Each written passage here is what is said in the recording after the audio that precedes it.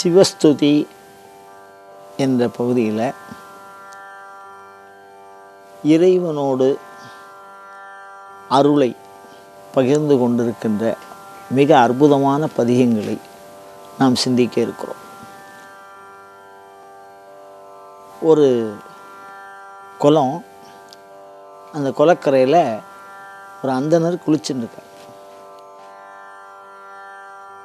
அந்த அந்தணருடைய மகன் கரையில் நின்றுருக்கான். ரொம்ப ஒரு விவரமான பையன்லாம் ஒன்றும் கிடையாது. பழைய காலத்தில் அகமருஷன சூக்தம் அப்படின்னு ஒரு சூக்தம் சொல்லி இந்த வேத நெறியில் இருக்கிறவா ஸ்நானம் பண்ணுறது வழக்கம். அகம்னா பாவம்னு அர்த்தம், மர்ஷனம்னா போக்குறதுன்னு அர்த்தம். அகமருஷன சூக்தம் அப்படிங்கிறத என்ன பண்ணுவான்னா, தண்ணிக்குள்ளே முழுகிண்டு மூச்சை பிடிச்சின்னு அந்த மந்திரத்தை சொல்லுவாள். அன்னி பாவத்தை அன்னைக்கு தீத்துரும் அந்த மந்திரம். இந்த கரையில் அவருடைய மகன் இருக்கிறான். அது ஒரு கோயில் திருக்குளம். அந்த குளத்துக்குள்ளே அந்த அந்தணர் மூழ்கி இந்த அகமருஷன சூக்தத்தை சொல்லின்னு இருக்கார். இந்த பையன் அப்பா தண்ணியில் முழுகிட்டாரோ அப்படிங்கிறதும் தெரியல. தனியாக அழுகிறான். குழந்தைகள் வந்து தனியாக இருந்தால் அழுவும், அச்சத்தில். அந்த மாதிரி அழறது. அது கோயில் குளமாக இருப்பதனால் பக்கத்தில் அது கோபுரம். அந்த கோபுரத்தை பார்த்து அழறது. அந்த அழுகையை சிவபெருமான் காதுகளுக்கு எட்டுகிறது.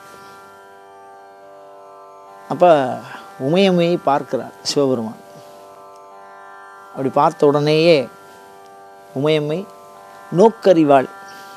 பரமேஸ்வரனுடைய சித்தம் என்னங்கிறது பார்வதியை தவிர வேறு ஒருத்தருக்கும் தெரிஞ்சுக்க முடியாது.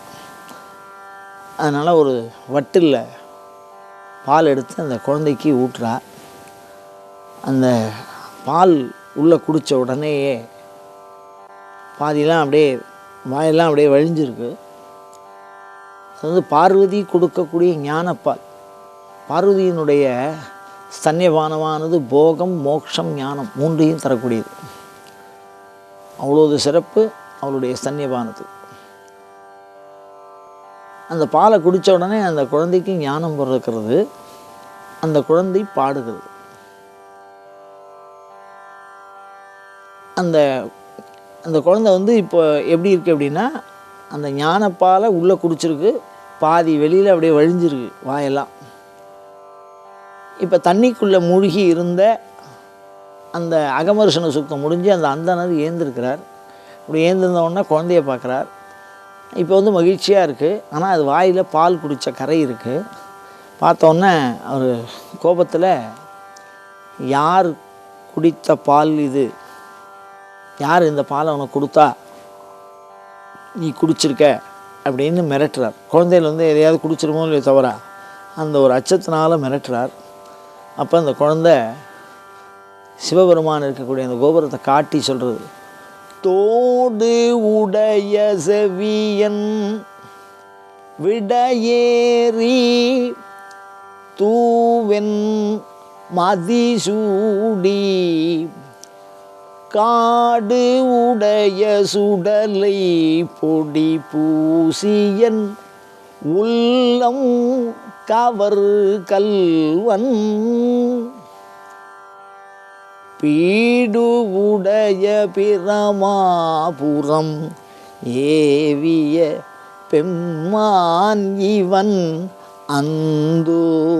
அந்த குழந்தை தன்னுடைய பிஞ்சு விரல்களால் சிவபெருமான் இருக்கின்ற இடத்தை சூட்டி காட்டுகிறது.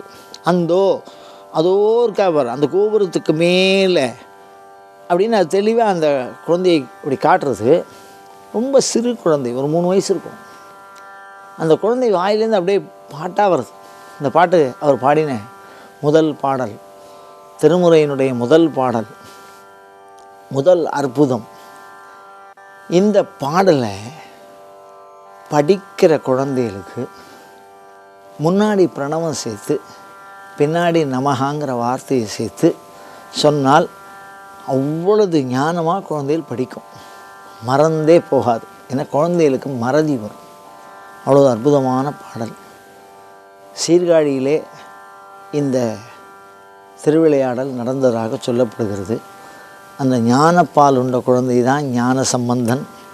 ஞானத்தோடு சம்பந்தப்படுத்துகிறவன். ஞானம் சிவபெருமான், ஞானமே வடிவானவன் சிவபெருமான். அந்த சிவபெருமானோடு சம்பந்தப்படுத்துபவன் அப்படின்னு ஞான சம்பந்தன். இந்த பாடலில் பார்த்திங்கன்னா ரொம்ப அற்புதமான பொருளாக இருக்கும். தோடு உடைய, தோடுங்கிறது பெண்கள் அணிகின்ற ஒரு அணிகலன். செவியன்னு சொல்லுவார். செவியன் அப்படின்னு சொன்னால் அன்விகுதி ஆண்பால். ஒரு பாகம் தோடு, ஒரு பாகம் ஆண் பகுதியாக இருக்கிறதுனால அப்படி சொல்கிறார். அர்த்தநாரி விக்கிரகத்தை சொல்கிறார். முதல்ல எடுத்தோடனே எத்தெய்வம் யார் எங்கே கண்டு வணங்கினாலும் அங்கு அத்தெய்வமாகி மாதொரு வாகனார் தான் வருவார் அப்படின்னு சொன்னார். எந்த சாமி கும்பிட்டாலும் சரி, அந்த தெய்வமாக வர்றது இந்த அர்த்தநாரீஸ்வர சுவாமி அப்படின்னு சொல்லியிருக்கார் சைவ சித்தாந்தத்தில். அந்த மாதிரி எடுத்தோடனே தோடுடைய செவியன். விடையேறி அப்படின்னா அறத்தை காக்கின்ற செயலை செய்கின்ற விஷவாரூடர் அப்படின்னு ஒரு மூர்த்தி.